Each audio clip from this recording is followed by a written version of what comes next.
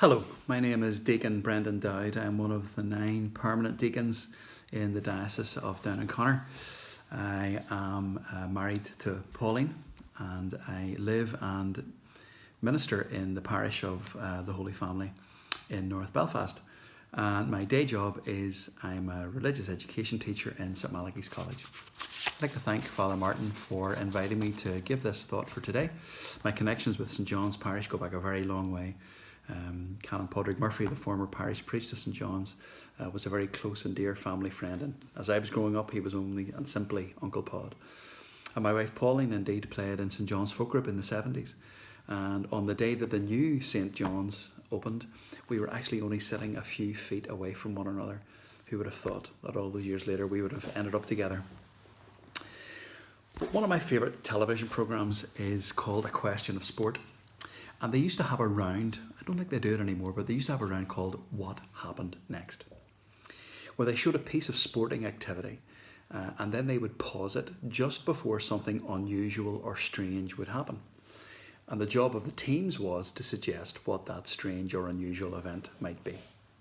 To suggest what happened next.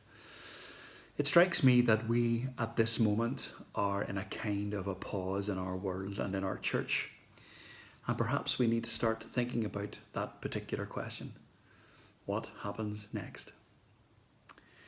In the Catholic tradition, we believe that the risen Jesus is present in the Word and, of course, in the Eucharist. For the time being, we are unable to gather together to celebrate the Eucharist as a community. What the Fathers of the Second Vatican Council called the source and the summit of our Christian life. And of course, the closure of churches has been a painful experience for all of us, because at our heart, we are Eucharistic people.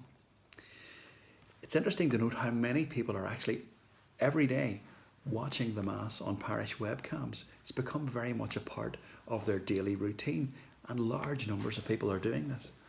And indeed, some priests, in order to bring Christ to the people, have placed the Eucharist in the monstrance and driven around the streets of their parish, displaying the Eucharist. People have come and responded, gone to their gates, bringing out their religious pictures and icons to be blessed. We are, at our heart, a Eucharistic people. And who can forget that night 6-7 weeks ago in St. Peter's Square in Rome, where Pope Francis, in torrential rain, stood on his own praying for the world, and he blessed the world with the Eucharist. Now, our personal relationship with Jesus Christ is absolutely the cornerstone of our faith. And as I said, the Eucharist is the source and the summit of our Christian life. But for us, our faith is no private matter, is not simply an internal business. Being a Eucharistic people, we are outward looking and not inward looking. So what happens when all of this is over? What happens next? Well, I think the true thing to say is that the difficulties and the problems that we had in the church 7 weeks ago will still be there.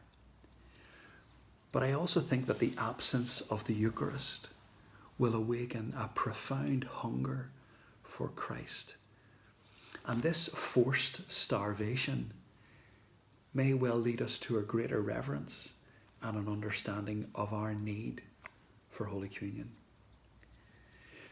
But we've also been forced into an absence of another Holy Communion, the absence of each other.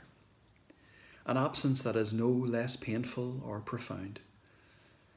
As a Eucharistic people, we come together at Mass to assert in our flesh our belief that God became flesh. So I pray that our fasting from togetherness may indeed heighten our appreciation also and our reverence of each other. There is no crystal ball to see how we go forward as a faith community from this wilderness. But we do have a roadmap in the Word of God and in the sacraments. And I believe this is a moment in God's time for us to regain our sense of our need for him and for each other.